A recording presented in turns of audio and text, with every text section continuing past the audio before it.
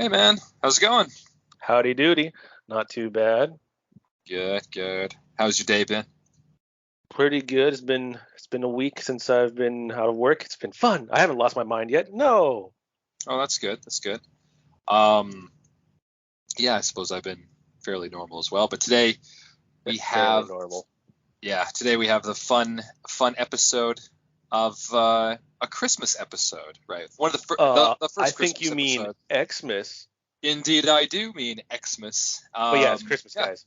Today's the episode 8 of season 2, Xmas Story, which of In course, yeah, June. We're recording this in June. So June, happy very early Christmas. Merry Christmas. Christmas if it's Christmas where you're watching, listening. Or it is actually December when you're listening, and Yeah, it doesn't which is why I'm matter. saying We didn't have Merry to give Christmas, away yeah. that it was in June. Yeah, that's true.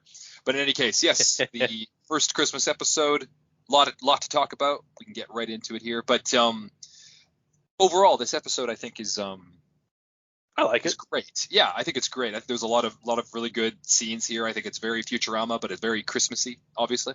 It still has that whole Yeah, thing, or Xmasy, I should I say. don't think you see a lot of Futurama with snow in it. This is one of the few episodes that has snow No, in it when they're on Earth. I'll definitely say when they're on Earth, because there's a few for times sure. where they're on planet Neptune or um, other planets that are a little more snowy. Other But right, or moons or something where they could have like moons, ice or something. Yeah, I just don't remember seeing Pluto. a lot of Yeah, snow. You don't see a lot of snow in modern episodes of unless it's a Christmas thing, Christmas hmm themed episode. You don't yeah, see a lot of snow. Right? it's true. Unless, of Yeah, course, it's like supposed to be that thing, like say Ice Truckers, for instance. If anyone watches that, I don't. That's you know filmed during the icy parts of the year, or months, or areas of the world. right, right. As a cherry picked But example. of course, and with uh, the show Futurama taking place in New York City or New York, right? And thousands of years in the future, all this kind of stuff. Like, who knows what the weather pattern would be like there anyway? But it doesn't really matter. It's just the idea, like, no matter where you are in the world, at least for the United States and Canada, Christmas is always associated with snow, Snow. right? So it's nice to see that kind of thing, and even with Santa Claus and all this kind of stuff. But getting ahead, let's get into it. So the whole basic first part of the season, obviously, like there's no cold open again. I think they've actually now completely stopped them. I don't think we ever see a Yeah. cold open now for the rest of the series. There might As be far as one or two odd ones or something like that, but for the most part, I think you're right. Yeah. yeah, and I believe the little not conversation, rather the Blurb, blurb at the bottom, right? It just says little like subtitle. based on a true story, which is kind of a funny little throwback, of course, to like Christmas Tale and Christmas Story and all this kind of stuff. Like, oh, it's Oh a yeah. fun little story, fun little thing. So I think that's what that's based off of. And yeah, we get right into it with.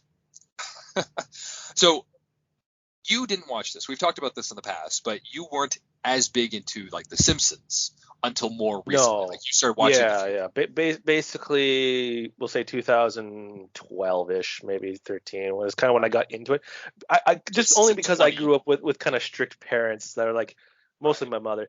You like you can't watch this, and that was a lot of, I'll say, Christian households. Not that mine was super Christian by that means, but just Sure. a lot of my cousins and stuff like that too are like, oh, The Simpsons, you can't watch that. It's not for you, It's kind of not thing, for you. right? It's not for kids, right? Whereas Yeah, when it's you actually definitely look at aimed it, more. it's Yeah. not it's not Well, the devil's oh God, no. Well, whatever. It wasn't compared to devilish modern compared. standards of like what could be shown on television, obviously it was hitting some Oh nerves yeah, with some it was people, but what's the word I was looking for? Not hip, but just it definitely pushed it was buttons that edgy. It was a bit edgy. edgy, Thank you. Yeah, maybe. Yeah. it was definitely a lot more edgier than what is Yeah. nowadays allowed for kids, Right. especially today. And that was all due, of course, to like some of the writers that they had during this time, which just so happens the first instance we see when they're sitting in the lodge, because the crew, the Planet Express crew, the whole team, and I love this episode for this whole team is at a ski resort, I guess, Ski being paid lodge. by them, right? Yeah. Well, they get to stay there and everything. They're at a ski resort area because they're having breakfast, so they must have stayed the night before. But the presenter of them that just does a bit of comedy is Conan O'Brien, who, His head if in you're a not jar. aware, if you're not, Conan O'Brien's head in a jar. If you're not aware of Conan O'Brien, of course, a late night host, but before that, he's also like a big stand-up comedian. He's done a lot of stuff, and he was one of the original writers, I believe, for The Simpsons, at least for the I don't know about first 8 or original, 9. but he definitely was a He was the huge. first group, yeah. So Yeah. he was, I think he was there for the first like eight or nine seasons, I want to say, and he gets openly criticized and mocked in this episode. And there's Bender. a couple of little jokes. I think there's also one in the future we'll get to as well with Zoidberg. I think there's a little nod to that as well.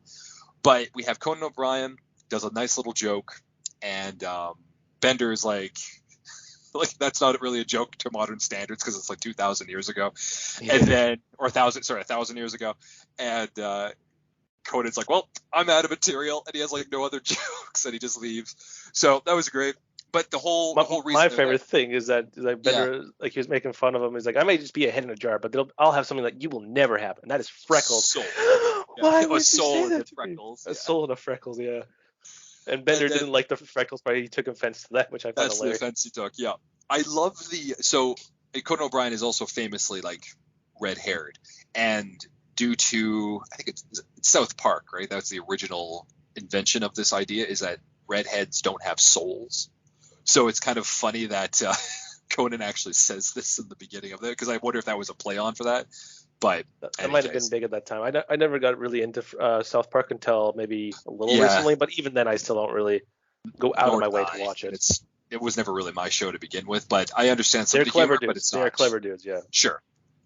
They're quick and able to make jokes as they happen because their animation style is so much more simplistic. Oh, it is very limited. I thought it was cut out back in the day. No. The only thing that was cut out, I think, was the intro of like the first couple episodes.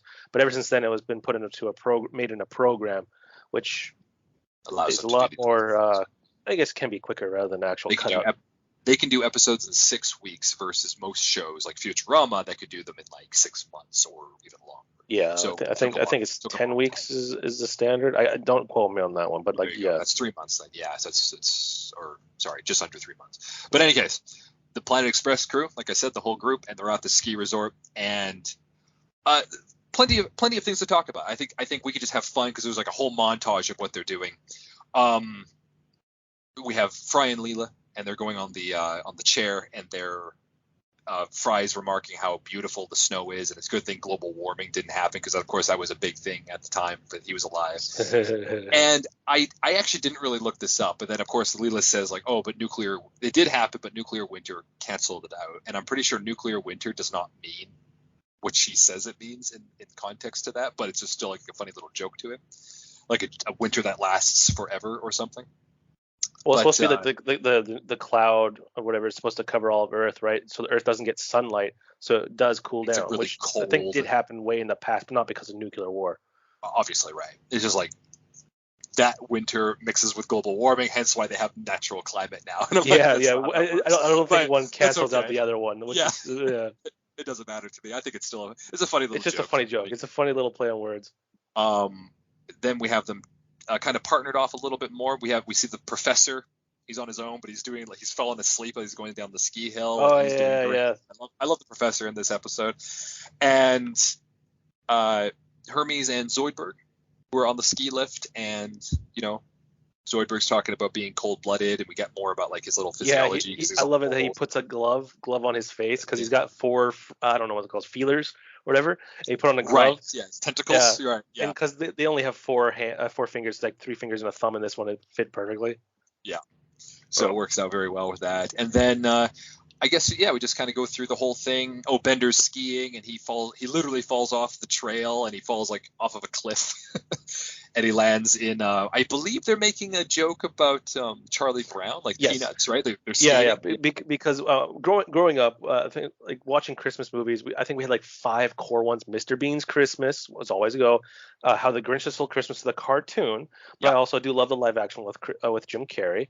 I prefer the cartoon, but sure. Yep. Well, me too. Well, there's now 2 cartoons. I can't remember the other ones, but like because it's been forever since I've actually been like hey family, let's watch all the watch it because like modern day, like we're not really watching movies as much as we used to in a way. we're all on our phones or whatever. I can't remember the other ones, but just yeah, I think a Christmas, a Charlie Brown Christmas was one of the ones we used to watch as well. And it uses a fake version of the Charlie Brown music when they're like the Yes. Christmas time is Yeah, here. like the piano music, and they're just Yes, they're not even yeah. Charlie Brown characters; they're just random kids. So I think Random it's just an kids. homage to it, right? And Yeah, then that's it's 100% to that. Yeah, when and I love that because Charlie Brown, like I think the one that I always watched was the one at Thanksgiving, the Great Pumpkin, the Great right? Pumpkin, right? And Yeah, I Great love Pumpkin that. Patch or whatever it is. I think it's funny because in that animation, it's similar to what I've mentioned about with Futurama beforehand, but they kind of linger on that scene quite long, and it's like, what's gonna happen? What's gonna happen? And you know that Bender's gonna come down and crash the ice, but they're taking forever for him to get. You don't even hear his voice until it's like right into frame. So it's kind of funny to see that happen. I think that's funny. And all the kids are like freaking out because they're like, "Oh my god!" Like the water He breaks through the ice. breaks through ice and like smashes it. They're all like, "Ah, whatever." So like Bender has a habit of falling on people or on places where there's lots of people in like You throughout know the what? series. Now that you've mentioned that, that is 100% true. Yeah, He's always falling on people or something like that. yeah. I did want to make two observations here, and I Mm. don't know if this one is 100% true, but this is just from my memory. Do you remember growing up, or maybe this would have been like maybe early, mid, late 90s or something? Yeah, all through the 90s. Do you remember there was a ski game on the computer where you go on the thing, and eventually like a Yeti or snow monster would come and eat you? It was very, very basic, a long Uh, time ago. I think it I was called Ski don't. Free. Oh, okay. Because I was gonna No, I say don't know this one. No, it's probably one of those I free wanted to games or say it. something. Yeah. Yeah. I was like on your computer. I was like Python back in the day. Oh, Um, okay. Yeah, no, I never played that. that Bender has like a toque on, but like it's a weird robotic toque because his antenna still has to go through. Oh, But right. I think at least the color scheme of like the green and red are very close to that. I haven't Oh, played this game in like 30 years, guys. Well, not that long, but like close to 30 years. long So I time. don't remember it. But I I swear to God that that's a reference to it. I bet you it probably is. I didn't know that, and it's funny because like when I saw it, I always thought of it like as a jester's hat because he has like Yeah, the little bells or whatever. But okay, that makes sense if they're it's called based off toques something up like here in that. Canada, guys. The toque, yeah. Toques. Or we got to stop saying. Well, we should start saying toque to get everybody used to toque. But no, Toque. that's right. His toque is. I always thought it was just kind of a Christmassy thing, right? Because it was like the bells or Yeah, whatever. But if it yeah. has like those things, like if it's connected to that game, that's funny. I didn't know that. Though he doesn't. Yeah, there's no Yeti at least in this episode. Of Yeah, Like that's what I'm saying. Like it maybe, just maybe yeah, it was a homage to it, or maybe just I'm making two things trying could to have be the also same. been a I'm trying to coincidence, I find a guess, because bridge there. the colors they chose were also kind of Christmassy, if I'm not mistaken, right? Like it Yeah, was like red and red and green, green is associated with so Christmas. Yeah. that's probably what it was. And then Also, the other thing I want to say, yeah, there's a fantastic joke here that I love, yeah, is go that for it. the trees aren't real. So Leela and Fry are skiing like, oh crap, we're gonna run into those trees, Yeah, and she's like, oh no worries, trees down, and the trees trees flop down down. on the ground, trees down, Yeah. and then What do you say to Fry's like, make the well, what do you trees go up? Yeah. yeah, trees up, and then it hits him, and he's like, ah, in the crotch, and then he's like, trees Trees down, down. but instead of the trees falling back forward, they fall back on him, trees On top. down. I Yeah. don't know why, but I think that one and the professor being asleep while going doing like Doing high all those and things. yeah, Yeah. those are funny to me. Those are no. I was actually just going to bring that up because that's right before Bender flies off the cliff, right? Right? Okay. Yeah. So, Fry gets hit by the tree because he says trees up when he shouldn't have, and then trees down, and then smashes him back against the ground. Because poor It's Fry, got some good. he always just gets beaten by the future, but he loves it. It's And it's then, it's fun to do physical humor in cartoons, and totally. they do not a terrible job because there's Looney Tunes humor, which is very different from this, but this is still pretty good.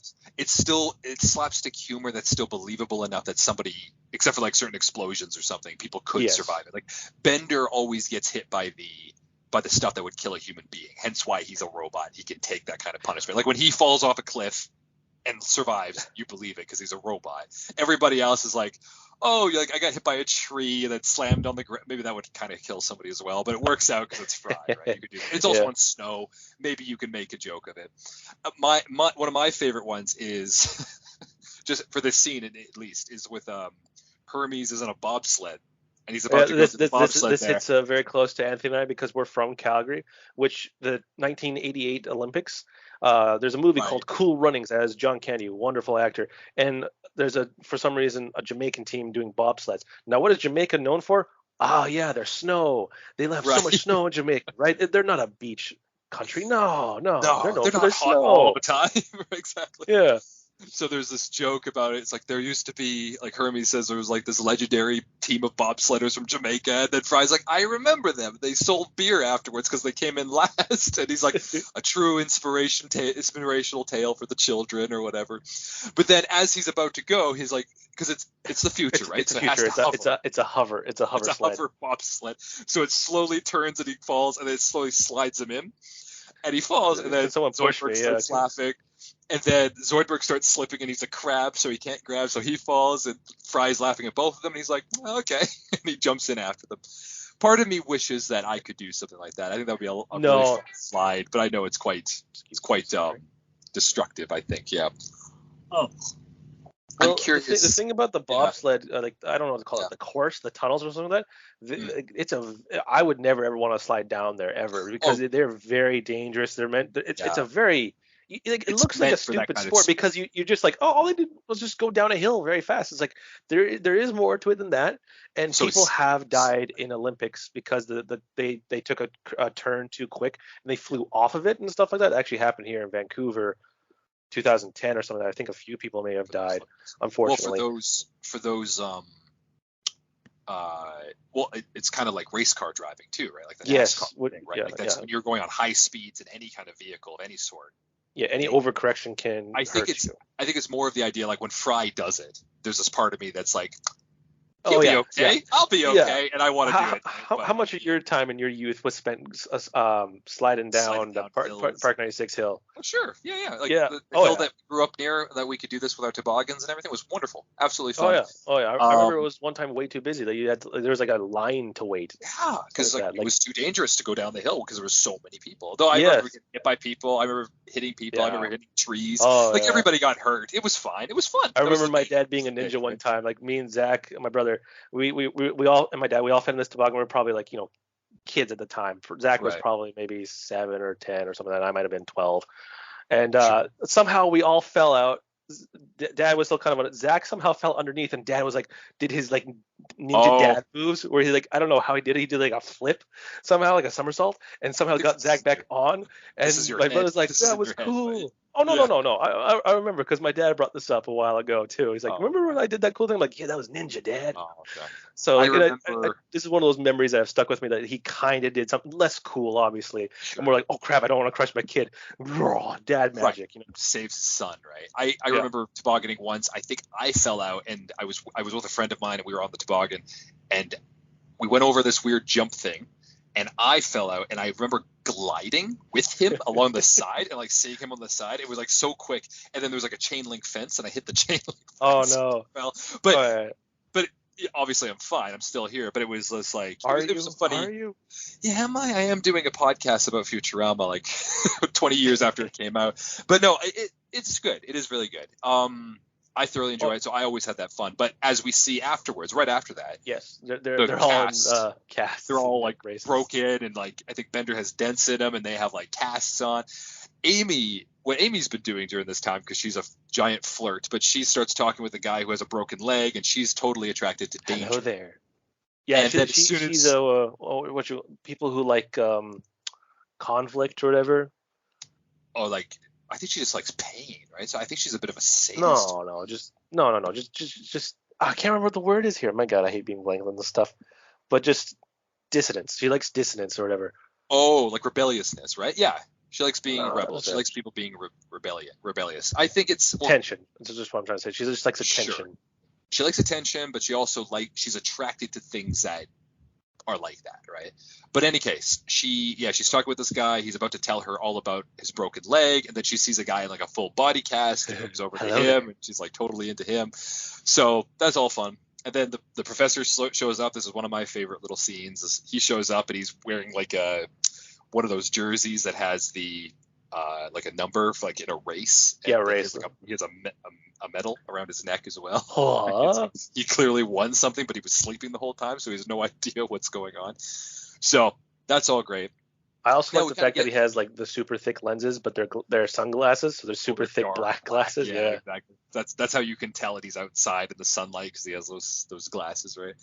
And this is when we kind of get into the meat of the episode is when Fry and everybody they're all sitting there talking about And Fry likes Christmas. he's like the Christmas spirit, and they're like what? What? What's Christmas? Like, and then Oh, it's like, Christmas, Xmas. XMAS, because Fry doesn't know how to spell Christmas, I guess. But then Leela's like, oh, you mean Xmas? You're using like an archaic pronunciation. Now, this is something as well, because this actually is continuity based, because I think throughout the whole series, throughout that, when they use the word ask, the people from the future they do say axe. I think I've looked back at the other episodes and I paid attention to this. So she even says like the way that you say ask is weird because we say axe as in like AXE or something, but they don't have the SK sound anymore. So it's a very strange little situation for that. But he starts using Xmas now specifically, and then I think he still says ask, but maybe he tries to show it an X once in a while. But it turns out, we'll keep tuned for the next ones because we'll bring it up, I'm sure. Yeah. When it comes, this is when it gets really talked about, right? And so, this joke that Leela says to him, like, is like, can I ask you a question? And I don't know why, it just makes me think like it's such a forced joke, but whatever. Let's go get a good old Xmas tree. And he's like, yeah, an old-fashioned Xmas tree. And it turns out they're palm trees. And this is yet another canon thing, because way in the future of the show, we learned that pine trees did in fact go extinct, but they still have the seeds somewhere in, is it Switzerland? Is that where the big tank or something? Like way in the future of the show. Yeah, that's one of the newer season ones. I forgot about that one. But in any case, like that one, yeah. Yeah, the pine trees are all being... No, that was a what if Christmas one. It was, but that's where the trees apparently are being, the seeds are being kept. But the point is, the pine tree is still extinct according to Futurama. One of the Scandinavian countries, yeah. Right? Yeah. So, any case, turns out to be a palm tree. Fry's like, well, this is weird. Like, it's not a palm tree. It's supposed to be a pine tree. Like, what is this? And he hates it, or at least he's sad about it. Yeah, he's having an issue because this is one of those like I miss home moments. Yeah, exactly. And they all go back to the office and they're decorating the palm tree. Like all the lights are there. Bender and Nibbler are singing the song. Christmas tree, but they don't actually know the words. Blah, blah, blah, blah, blah, I think that might be because of copyright strikes. Oh, well, maybe. Yeah, and there's a lot of things that you can't say. Like up until recently, you couldn't have Happy Birthday. The Happy Birthday one, yeah. I think because that's why they changed it in Futurama as well. Yeah, they changed the song there too. Yeah. No, that makes sense. It's that probably would be the only reason was. But it's also just a bit of a funny joke because Bender clearly doesn't know what the words are. So I think he does do that. Yeah. And then Hermes shows up after, Fry's talked about how much he misses his home and his family. It's just not Xmas without whatever.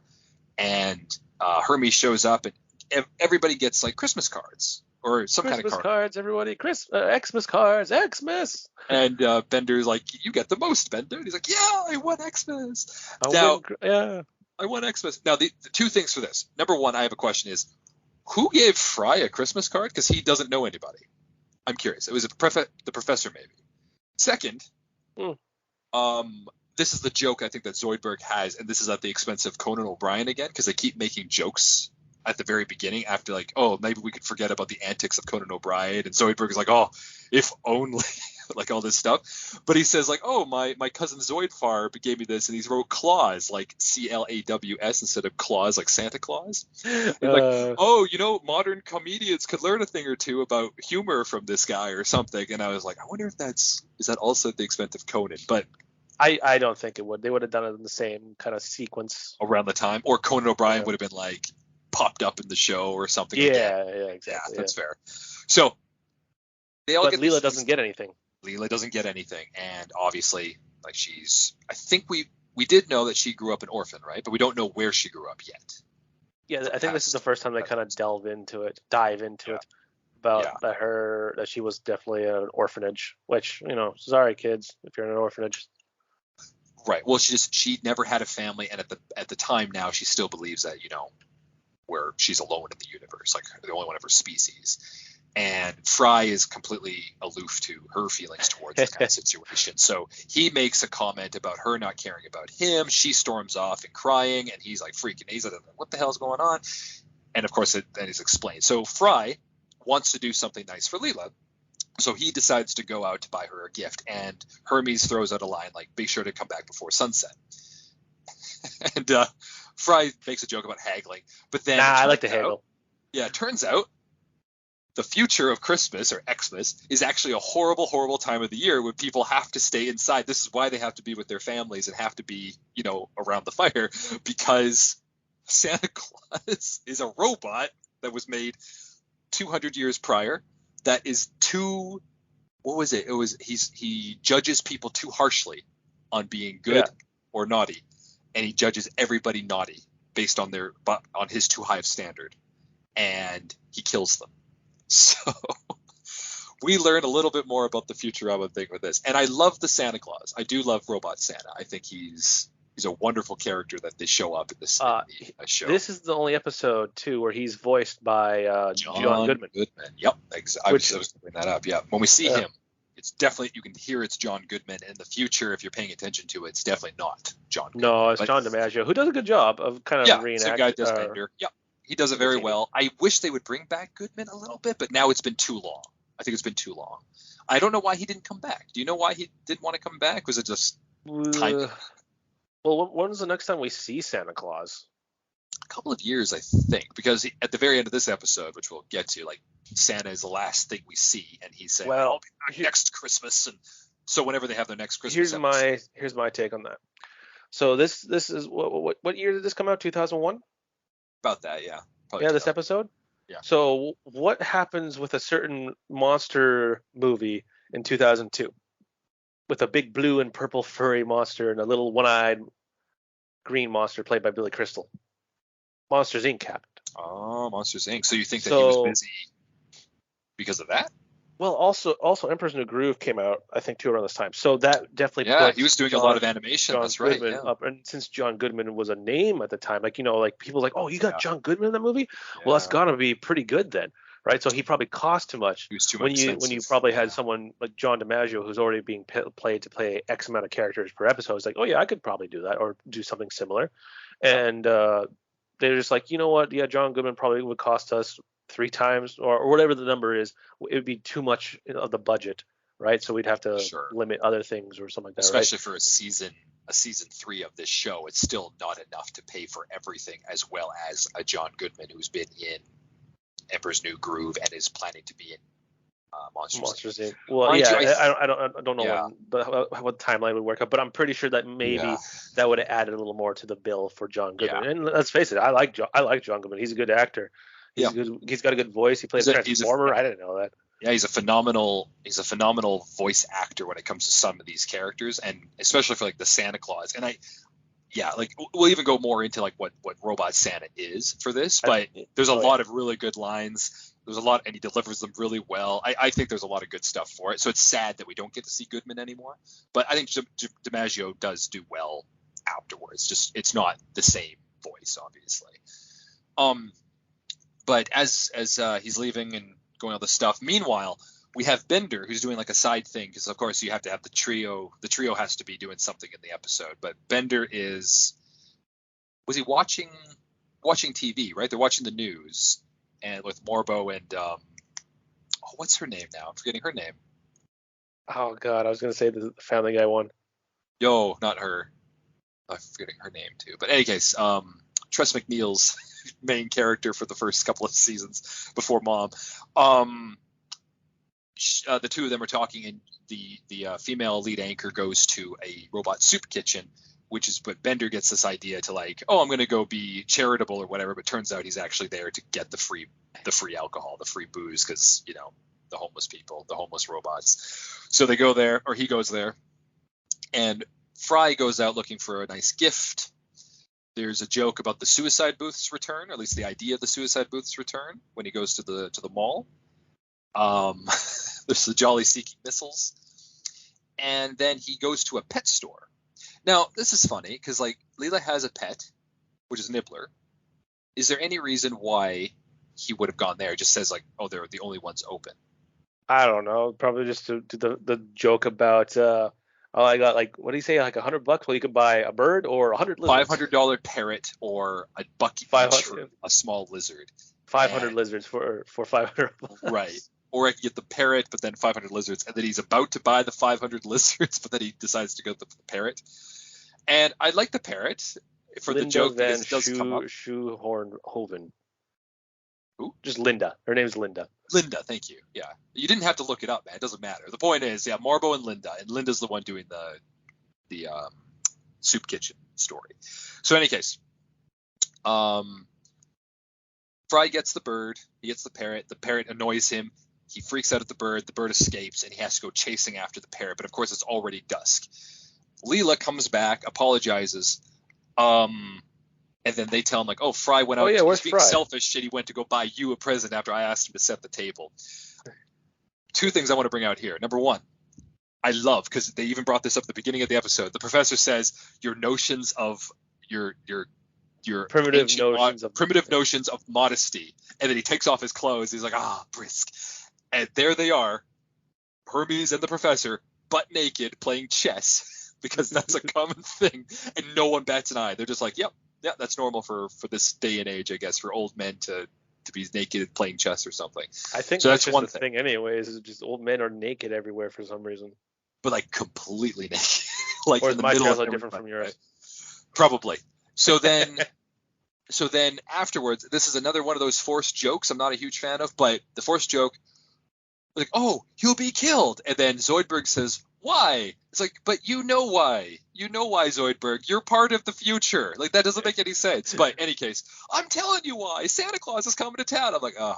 It's a fun joke there. Come on. It's a fun joke, but I'm like, God, it doesn't work in the context of what they've yeah, like if anybody should have said that, it should have been Fry, who's like, but why? I'll tell you why. That's what it should have been. But it doesn't matter. The joke is the joke, and I like it. It's just kind of forced. She runs off to go save Fry. Forced, yeah, she goes out to save Fry. So Fry has chosen the bird, the $500 bird. Yeah, and he's chasing after the bird. Yep. Because he let it go for some reason. I forget why. I explained this. He got angry at it. Sorry. And then the bird escaped because he hit the cage or something, and the cage door opened up and parrot flew off. And then it's on a clock tower. I like this quote. On a digital clock tower. Yeah. Be prepared to meet your equal.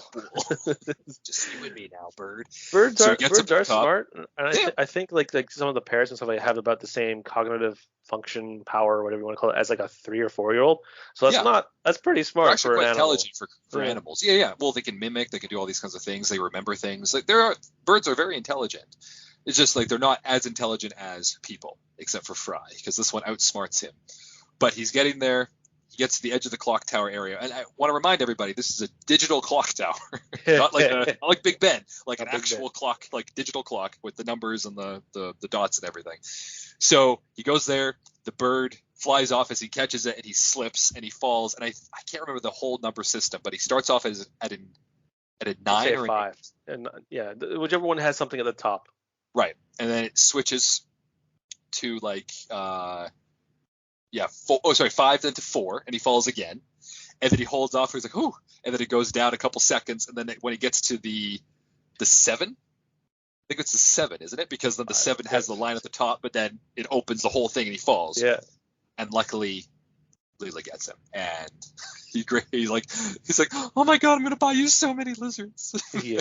So she's all happy. I just find it weird how like she knew he was at the top of this very tall building and stuff like that. It's just written that way where she saves him because she was looking for him. It has to, and they have to get to the third part of the show, right? Like they have to be the third scene. So, as they're walking home, they're talking about being lonely, but they'll be lonely together. And there's, the chemistry is building between the two. Christmas episodes of shows typically do this with a lot of the main cast. Yeah. Do you watch a lot of Hallmark shows where there's like some little town lady where a handsome man who has 1,000 jobs, he's the most handsome man, he saved children from a chocolate factory he worked in. They fall in love. Or the reverse, that some guy yes. who's working a small town job or whatever. He's a widower or something, and then this Yeah. beautiful woman shows up, and she's like, "Oh, I don't have time for people in my life, and I get stranded in this small town. Like, I Yeah. have to learn the value of being part of a community." And then like he's the one that teaches. Yeah, it's all that nonsense. So My dad loves those movies, and I hate I him know, for this because I'm it's all sure he he does. like Hallmark. There's a Hallmark channel. I can't remember. I think it might actually just be called Hallmark. He has it on 24/7 during During the Christmas Christmas, and I'm season, like, Dad, can we please stop? I think he likes the conflict that because my mom and I think my brother too, also like, can you just not watch these? He's like, no, I love these. yeah, I'm in We're like, charge. This is fine, mine. fine. So We're gonna go so watch Christmas Grinch. that's the scene for Sorry. those guys, and they're kind of starting out. That's okay. But Yeah, well, then yeah, we it's just have I hate those B movies. Hallmark, right? And that's the kind of the beginning of it. That's in every single They're Christmas shot in episode. like 3 weeks, man. That's how much time and Right. preparation goes. They're shot in 3 weeks. Think about that, guys. 3 weeks. That is 21 days to do a Yeah, whole like the 2 hour whole movie of. the cast. Well, not the casting. I'm sure that the bit of preparation, but the whole shooting. Yeah, Yeah, it's quite quick. maybe it's only like 14 days of shooting. So Yeah, you got to find chemistry between probably Pastor Prime, yeah, lady, and Ryan Reynolds past his prime lookalike. right. The beautiful people meeting each other in a small town situation. Now, as they're walking down the street, finally they're heading back to the area. But who should show up finally? John Oh, Goodman's ho, Robot ho. Santa. So I love the Robot Santa. I think there's a lot of really good jokes that he says. Like I love all of his little puns on Christmas, and they're like I hate puns, but for some reason when he's delivering these ones about killing them, it's like, man, I'm gonna stuff your stocking so full of gold, you're gonna be coughing up diamonds. Like I love these jokes. That's clever though. It is, but even like well later, like when he's like shaking or whatever, and he's about to explode, he's like, oh my god, he's shaking like a bowl full of nitroglycerin. I'm like, I still think it's kind of right. It's just funny. Well, But I then also like the reason why or he's it's like, like, because do you you think two this didn't regard each other's feelings. He's like, but we made up too late. too late? It's like, yeah, but what about your other coworkers? Did you ever think about poor Zoidberg? No, I swear. No, I didn't. I swear. So, Evil. Santa Claus is going after them. They're running off, and meanwhile, as well, Bender and some of the homeless robots, including I think his name is Tinny Tim, who's a play on Tiny Tim. Tiny. What? Oh, tinny. Tinny Like Tim, like I think tin. Like tin. Tin. That's why they call him Tin Tinny Tim. foil. Like tin. But he's Oh, okay. I right. always thought he was just Tiny Tim. No, Tinny Tim, but it's a play on, of course, Tiny Tiny Tim, Tim. which is Yeah. also coming from a Christmas Carol. So I think this is actually the first time we see Yep. Tinny Tim. Maybe his first voice. For me, we might have seen him in like a crowd or something like that. Okay. So he But shows up there, and you know he what? doesn't Actually, it get would an make update. sense. It Yeah, would make sense that because this it's would a be his Christmas first episode, one. right? Yeah. So I'm pretty sure this is the first time we've seen him. Yes, I'll agree with you on that one. And Bender takes him and a couple of the other homeless robots, and they go like caroling, and they rob Lock people. the door, hit the floor, 'cause Santa Claus is coming tonight. Right. And then it's the old woman that always shows up, and like she was their landlord in the first season and everything. And she's like, "Oh, that's nice. Go away." Yeah, It's like, "Oh, this wait, is future. have some of your drinks." And yeah. Yeah, Also, it's just Futurama's crazy cat lady from The Simpsons. there we go. And she invites them in. They rob her, and then as they're walking back, and then this is kind of when the two stories will meet up in a little bit. So meanwhile, Fry and Leela are running away from Robot Santa. They get to an area, and of course, here's the mistletoe, and they're about to do that kiss. And this is another one of my favorite jokes is like, oh, your mistletoe is no match for my toe missile. It's like a terrain. I can't remember what the acronym is, but Robot Santa has like a missile launcher and he shoots them. And or is it TOW? TOE. Yeah. TOE. So, he shoots the missile, and wouldn't you know it, Fry's gift, the $500 parrot, flies in and takes the missile shot. And they're like, "Oh, that was money well spent." Like your Christmas present might need some assembling. Right. And that's when we have Bender and the homeless robots showing up, and they're like, "Oh, should we mug them too?" And he's like, "No, I know these guys. They don't have anything." This is wonderful. Robot Santa sees all of them. He says, "Bender, you've done so many horrible things. I'm going to whatever." He's like, "Oh, but you mean the kid?" He's like, "Framing an orphan." Like, could you not do anything worse? And he's like, I've got to add that right now. And apparently he has like pen and paper, and he's like, it's like framing, and he's like spelling it as he's like spelling the word framing an orphan. They run away. Orphan. So they get to the Planet Express crew. Oh, sorry, it's Planet Express base, HQ.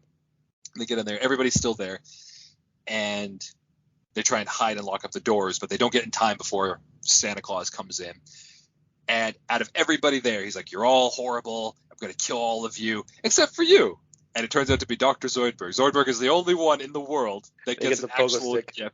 And he gets a pogo stick, which is very useful at the time, because as he's about to blow up with his nitroglycerin and Rudolph's nose, apparently, remember they were hanging up lights earlier.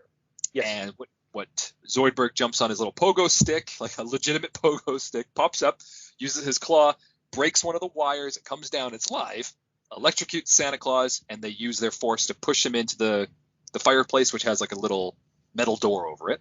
Yeah. Explodes and cannonballs them outside of the Planet Express building, and Santa's defeated essentially.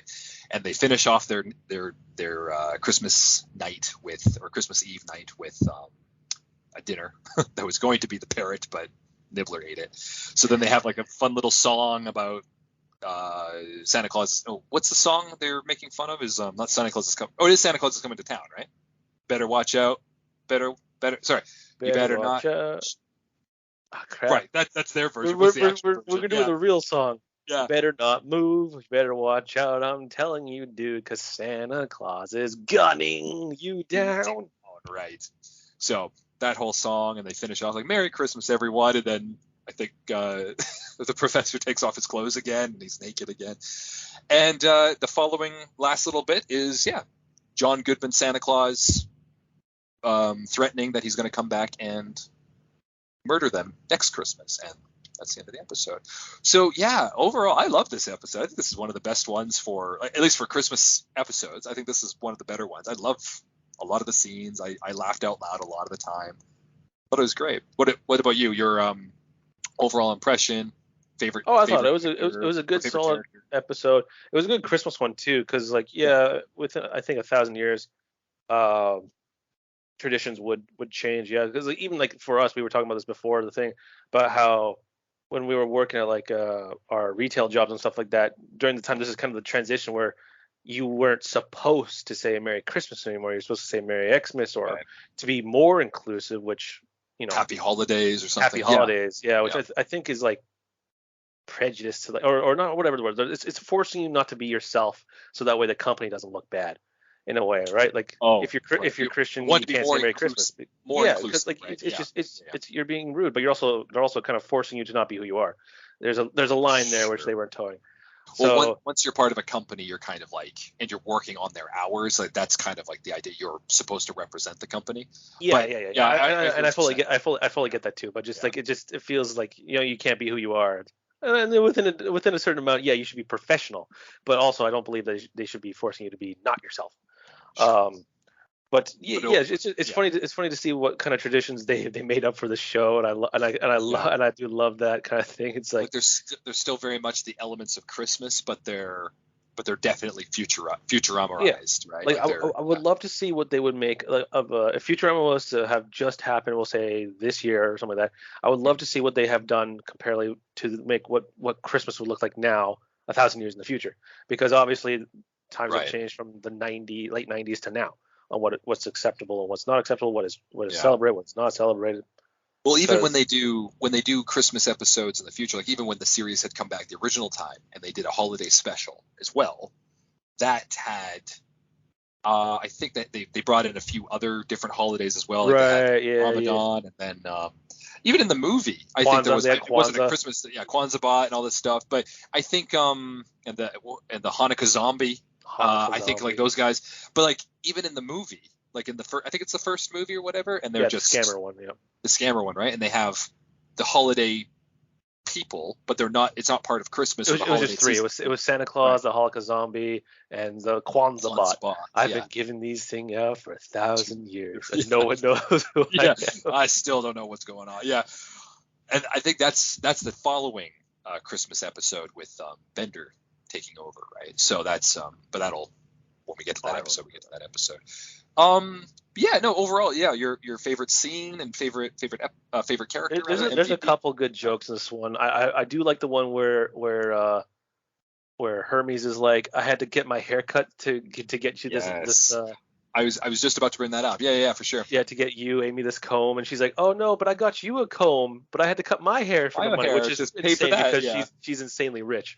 And then Zoidberg, who got the combs, was like, "Thank you. Now I can use this for my hair," which he has half a wig of Hermes' hair and half a wig of Amy's hair. Finally, I'm as pretty as I feel. So I actually want to bring this up a little bit because the two things for that is that joke is supposed to be like everybody did something that they can no longer use the gift of the person that preceded them, right? Like, oh, I can't use combs because I shaved my hair because I bought something else for somebody else, right? But they just do all the hair one.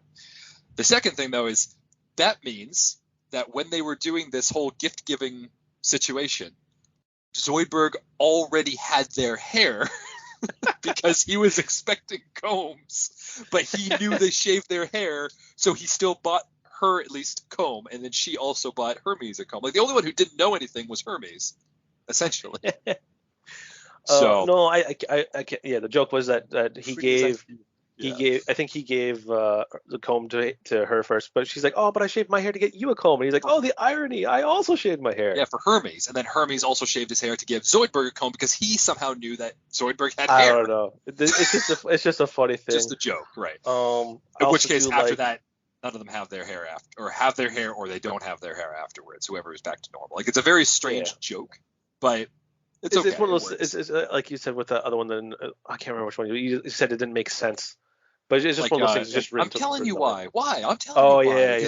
Santa Claus is coming to town. It's like Zoidberg, you're from the future. Like you should know why Santa Claus shouldn't come to town. But yeah, it's just one of those written things. Jokes. Yeah, but I'm gonna say the beginning one, or the beginning two, are probably my favorite. The trees up, trees down. Sure. And the professor being asleep, but also winning an extreme skiing. Yeah, that's one of my favorites. One of my favorite jokes of the episode, I think, is like, I'm gonna like, that's so naughty. I'm gonna add it right now, and like he starts like spelling out framing an orphan. I thought that was great. My favorite visual gag is the professor comes in and he's like. He's won a medal and he's like, huh? That's great. I would say my MVP is going to be probably Santa. Who's your MVP for the episode? I'm gonna go with Fry. Why Fry? Just because Fry is like the main character for it. Well, I'm pretty sure like if we were to be put in that situation too, we'd also be like, oh man, because like I've been living in Vancouver for a while, right? So I miss Christmas time with my home. And Mom makes great food, which he also did say like, oh yeah, Mom's like wild goose that she found, Dad's eggnog and stuff like that. Yeah, it's just traditions of family and the stuff traditional like that. stuff that he even he even changes a little bit because his family was actually quite different compared to a lot of other families, right? Yeah. That's true. I think I was home for last Christmas, but just it's just sure you miss a lot when you're not with your family, and Christmas time is a lot of that, like, oh man. When I was a kid, my parents were there, and so this is nostalgic for right. home. It's a time, if not religious for people now, it's definitely a time still for being with family, and I think that's the important thing. And I think that's kind of the idea of what this episode does, is that it shows that Fry's new family is it grows. So yeah, that's why I picked Fry. Also the fact that he's like, lizards, no, the bird, yeah, the lizard, no, the bird, and then he goes back to yes, no, yes, the bird. Right, exactly. And then after the bird screws him over, and then Leo says like, I'm gonna get you so many lizards, because it means like he already bought her a gift, but it didn't work out, so I'll just buy you the other gift. Yeah, I'm gonna spend $1,000 on your two gifts or whatever. Yeah. No, I think overall this episode's great. Lot of great things from it, and I think it holds up a lot of good traditions for what the Futurama series would have with Christmas episodes. So I'm really happy about that. But I guess with that, we finish off the episode, and we'll meet again for next time. This one will probably be maybe one of your favorites, because it has one of your favorite characters being the main part of it is, why must I be a crustacean in love?